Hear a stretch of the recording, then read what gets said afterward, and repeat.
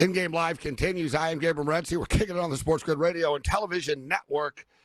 Thanks to Tony Finn for joining us. And we went to a break, and Tony brought up Rice and Charlotte, and he had some story connected to why he liked USC that had nothing to do with Rice and Charlotte. And he's still explaining it right now, I think. But we finally said, we got to go, Tony, because we said, what the hell? I don't even know what you're talking about. But nevertheless. So he likes the USC Trojans tonight. I like the USC Trojans tonight too, but we'll get to that after.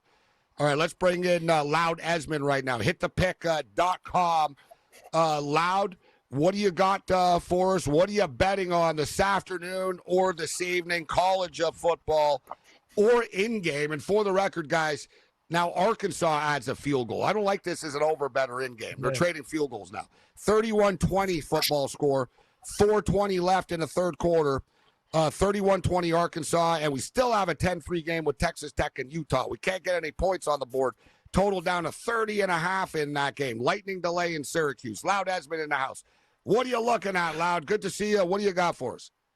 Well, it's rivalry weekend, and here in the Pacific Northwest where I am, of course, you have the Civil War, which goes off in about 27 minutes or so. That's a noon Pacific time kick for Oregon State. I know they don't call it the Civil War anymore. In 2020, they said they didn't want to call it that anymore because it's politically incorrect, but I'm not politically correct, so I still call it that. Most of the fans do too. This is going to be more like Little Bighorn than the Civil War. This will be over early. The Beavers are terrible. The Beavers really stink. Oregon is, of course, very good again. The Beavers are 0-3. They took a terrible loss last week at Texas Tech. They have failed to cover the spread in every game. This is a big spread now, up to 35.5. Doesn't worry me much, except my friend Tom Macrina, a.k.a. Rye Cape, on a show this week brought up with me that this could be look ahead for Oregon because they've got Penn State next week, but this is a heated rivalry game. These guys hate each other.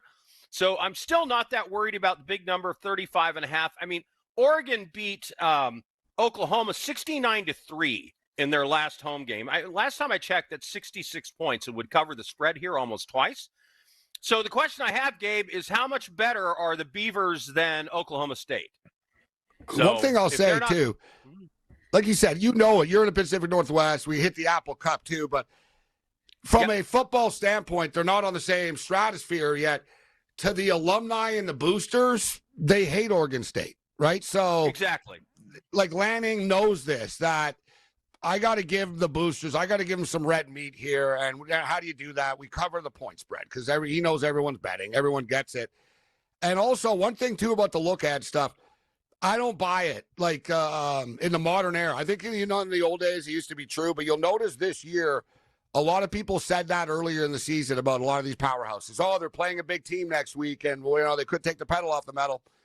It seems like the modern coach and team wants to murder a team the week before to have confidence, right? They're not like, no, we're not taking the pedal off the metal. We want to win 66-0 and fly into this next game and send a message, right? Like that seems to be the more modern era. So I don't think they'll be looking ahead to, in the fourth quarter, Lanning will, whatever. But by that point, they'll be up by 50 anyways.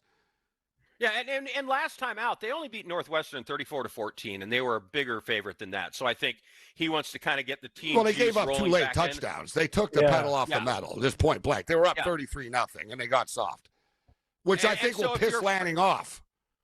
Right. And if you're afraid of that, then you could take the first half with the Ducks. 20.5 is that number. And I think they easily cover that. If they're not up by 35 points in the first half, I'd be shocked. So you could protect yourself there. But then again, I got burned Thursday night with the Bills. I had them 16.5 as the halftime number, and they're lining up for that field goal. And I'm like, oh, I've got this, and he shanks it. So, Matt Prater. Yeah, thank you very Matt much. Prater let the first half the first half bettors down in that football game. All right, so like you said, the Civil War does tip off at 3:00 Eastern. It's a standalone game. Right. And then we got the 3:30 slate. Any opinion on the Apple Cup in the Pacific? You're in the Seattle area, actually. What do you think of that one? Yeah, so, I still can't get used to this game not being played in terrible weather in the snow on Thanksgiving weekend. I mean, it just still seems wrong to me that this game is played then. But Washington State is in a phantom conference. They're kind of a phantom team. They're not very good. They got gutted at the end of the year. And Washington State beat Washington 24-19 last year and ruined their perfect season. So this is going to be, again, high motivation. Not only is it a hated rival, but they took them out last year and ruined their potentially perfect season. Washington is allowing just 15.5 points per game. They rank 19th in total defense. Now, the competition hasn't been great. Washington State last time out lost 59-10 to North Texas, who is currently ahead of Army, but Army may be coming back. They're 120th in total offense is Washington State. They're allowing 40 points per game. They're bad. Everything points to a big win here. I'd lay the 19.5 with the Washington Huskies. By the way, I'm a Huskies fan, full disclosure.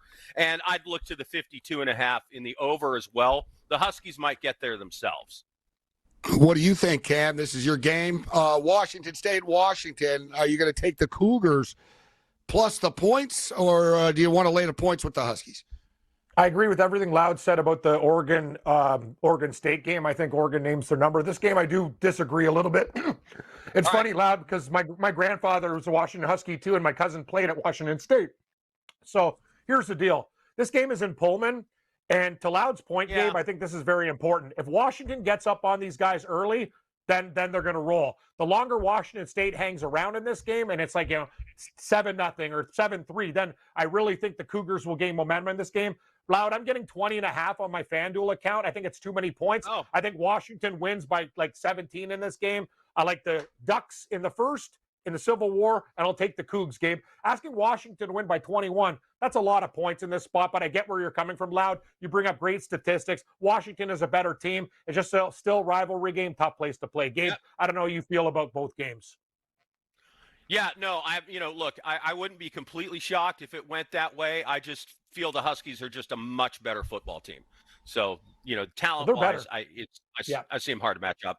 Air Force Boise State, my last college pick. I'm not sure what to make in the side in this game, but I'm very convinced on the over. Air Force has scored 79 combined points in their first two games. Boise State, after being humbled by in the Central Florida game, they have roared back, put up 51.5 points and beating Eastern Washington last week. So they're sort of got their mojo back on offense. This one, I like over 51.5 a lot in this Air Force Boise State game. I can't disagree with there being points there. And speaking of which, the best game going on. We all thought, all right, this Utah-Texas Tech game was going to be really cool. It hasn't. Let's call it out for what it is, right? It's a defensive battle. It's still 10-3. It's going nowhere. But Arkansas and Memphis, man. So one thing, Arkansas can't not play in entertaining games. They're an entertaining team. They score, They give up points. Like, they're just a fun team to watch. Most of their games are close. We're moving in on the original number right now. So Memphis just scored a touchdown, guys, but they went for 2 and missed the 2. So they tried to cut the lead from 31-26 to 31-28. They fell short. In-game total 74.5 now. Arkansas are laying 6.5 in that football game. Loud, we got about 30 seconds. Loud Esmond, you can find them over at hitthepick.com. We got 30 seconds, Loud. You got a bonus pick or a last game you want to throw out there? Raiders Commanders. Marcus Mariota is 34-44 passes for 364 yards, 4 touchdowns, and no interceptions in makeup time where he's playing instead of Jaden Daniels. He's got an 86.3 QBR. Jaden Daniels is 90.8. That's only a 4% difference, and you've had a 66% move in the line. Go with Washington Commanders.